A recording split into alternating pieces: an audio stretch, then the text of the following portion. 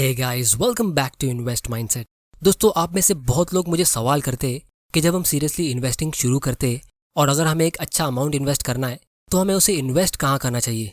क्या हमें स्टॉक्स में इन्वेस्ट करना चाहिए या फिर हमें म्यूचुअल फंड में इन्वेस्ट करना चाहिए।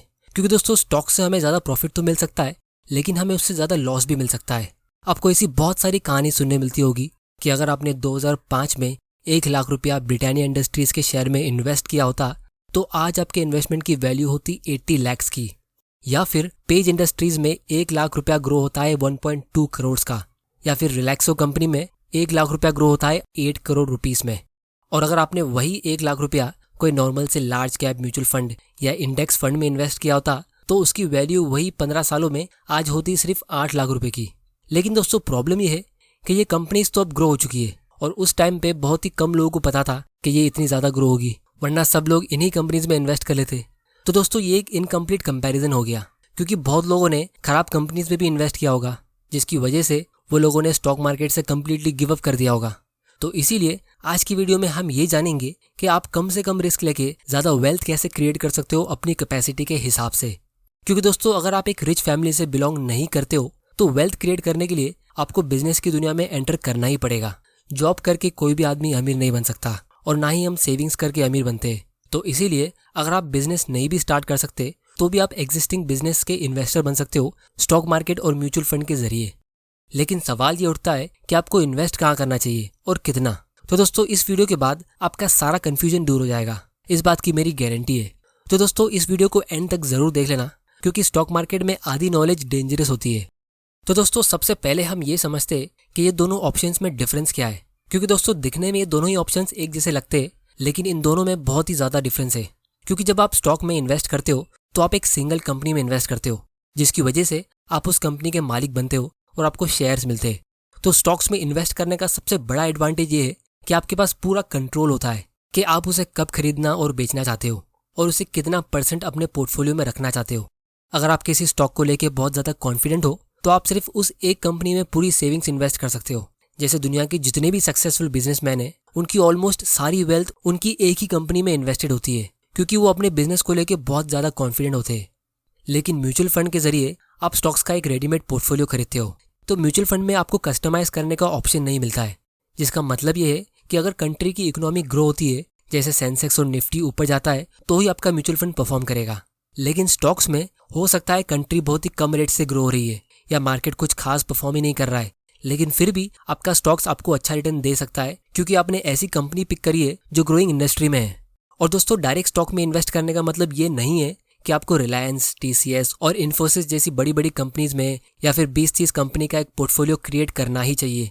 अगर आप कोई ऐसी कंपनी में काम करते हो जो स्टॉक एक्सचेंज में ट्रेड होती है और उसके बारे में आप अच्छे से जानते हो कि वो अच्छी कंपनी है और फ्यूचर में ग्रो हो सकती है, तो आप सिर्फ उस एक कंपनी में भी इन्वेस्ट कर सकते हो और साइड बाय साइड अपने म्यूचुअल फंड में SIP भी कर सकते हो। जैसे रिसेंटली मैंने एक ट्वीट रीड किया जहां एक आदमी ने ये लिखा कि वो पिडिलाइट इंडस्ट्रीज में काम करता था। अब ये कंपनी फेविकॉल और फेविक्विक बनाती है। तो वहाँ वो बहुत सारे ऐसे लोगों को जानता है जो वहाँ एकदम बेसिक लेवल का जॉब करते हैं, जैसे प्यून का। और उस एक कंपनी में इन्वेस्ट करके वो लोग करोड़पति बन चुके हैं और अभी भी वो लोगों ने उस स्टॉक को होल्ड करके रखा है क्योंकि वो अभी भी वहाँ काम कर रहे हैं और उस कंपनी को लेकर ऑप्टिमिस्टिक है। अब दोस्तों, ऑब्वियसली वो लोग उस कंपनी का डिविडेंड्स भी इंजॉय करते होंगे। और यही चीज़ पीटर लिंच ने अपनी book one up on wall street और बीटिंग द स्ट्रीट में भी मेंशन किया है।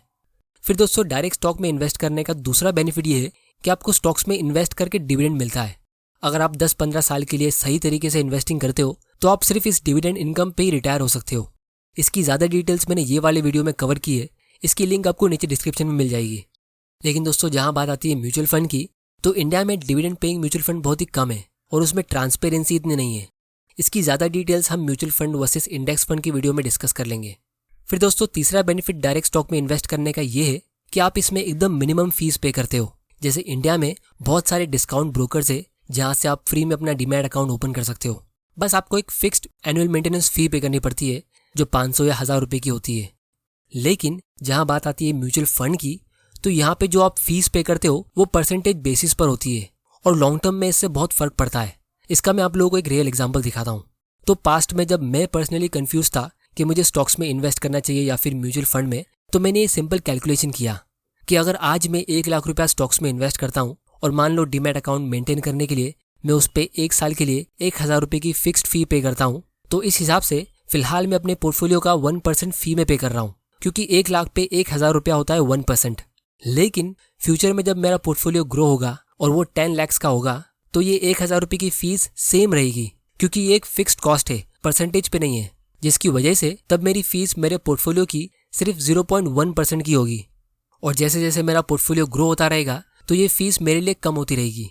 लेकिन म्यूचुअल फंड में आपको एक परसेंटेज बेसिस पे फी चार्ज होती है। तो अगर आप किसी म्यूचुअल फंड में सिर्फ 1% की फी पे करते हो एक्सपेंस रेशियो के नाम पे, तो उसकी वजह से जब आपका पोर्टफोलियो 10 लाख का होगा तो उस पर आप 10,000 रुपीज़ फी पे करोगे। और जब फ्यूचर में आपका पोर्टफोलियो 1 करोड़ का होगा तो आप 1 लाख रुपए की फीस पे करते हो वही छोटे से एक्सपेंस रेशियो के नाम पे। और जैसे जैसे आपका पोर्टफोलियो ग्रो होता रहेगा तो आप उस म्यूचुअल फंड कंपनी को और ज़्यादा फीस पे करते रहोगे हर साल। और दोस्तों आपको इसका एहसास भी नहीं होगा, क्योंकि ये फीस डेली बेसिस पे चार्ज होती है।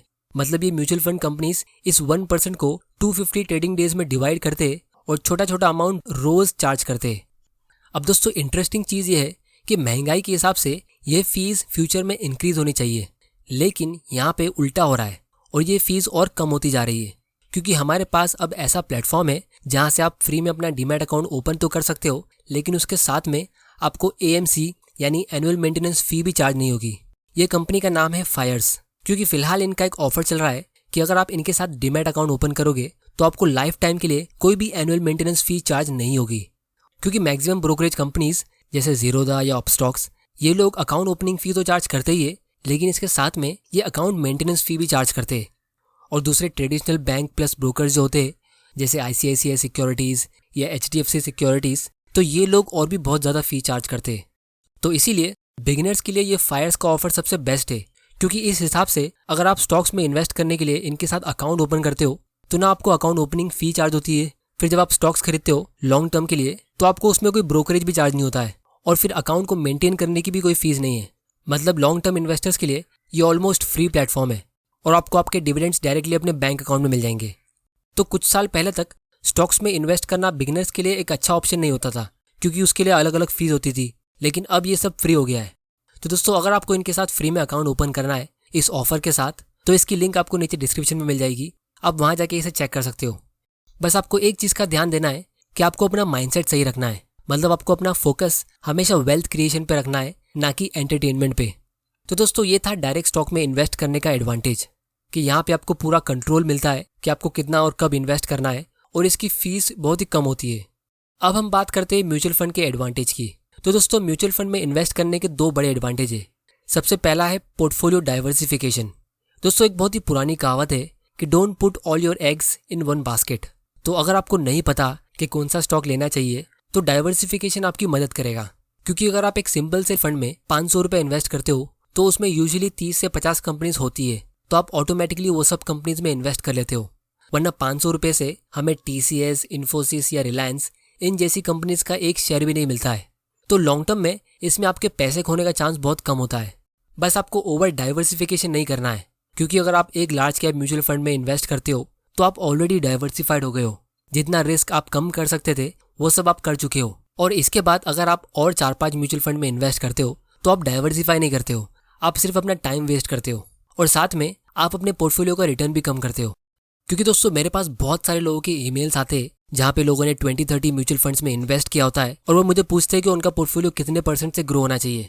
तो दोस्तों ऐसा करने से आप रॉन्ग डायरेक्शन पे चले जाते हो। ये ओवर डाइवर्सिफिकेशन हो गया। इसकी ज़्यादा डिटेल्स हम किसी और वीडियो में डिटेल में डिस्कस करेंगे कि आपको कितने फंड्स और स्टॉक्स में इन्वेस्ट करना चाहिए। फिर दोस्तों म्यूचुअल फंड्स का दूसरा बेनिफिट ये है कि आप इसमें SIP के थ्रू इन्वेस्ट कर सकते हो, जिससे आपको टाइम डाइवर्सिफिकेशन मिलता है। तो आपको कब बाय करना है और कब सेल करना है इसका पूरा टेंशन SIP लेता है। और दोस्तों इसकी ज़्यादा डिटेल्स मैंने ये वाले वीडियो में कवर की है, इसकी लिंक आपको नीचे डिस्क्रिप्शन में मिल जाएगी।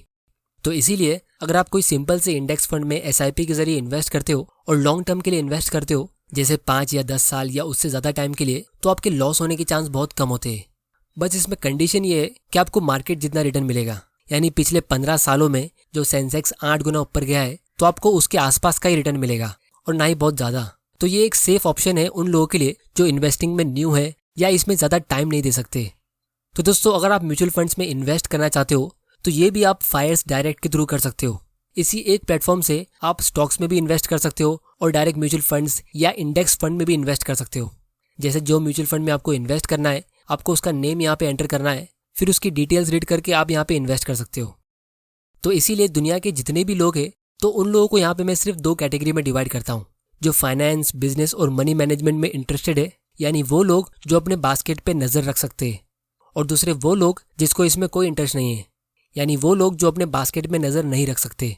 तो अगर आप पहली कैटेगरी में आते हो तो आप स्टॉक्स में इन्वेस्ट कर सकते हो, यानी put all your eggs in one basket and then watch it closely. मतलब आप कुछ गिनी चुनी कंपनीज में इन्वेस्ट कर सकते हो उनकी रिसर्च करके।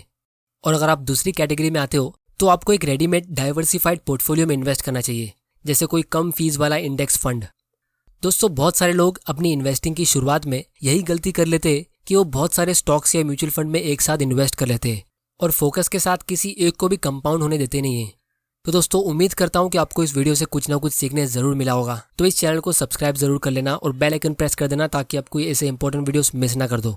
फ्री में इन्वेस्टिंग अकाउंट ओपन करने के लिए और लाइफ टाइम फ्री AMC की ऑफर की लिंक नीचे डिस्क्रिप्शन में और पहले कमेंट में, आप वहां जाके उसे चेक कर सकते हो। ये ऑफर एक लिमिटेड टाइम के लिए है।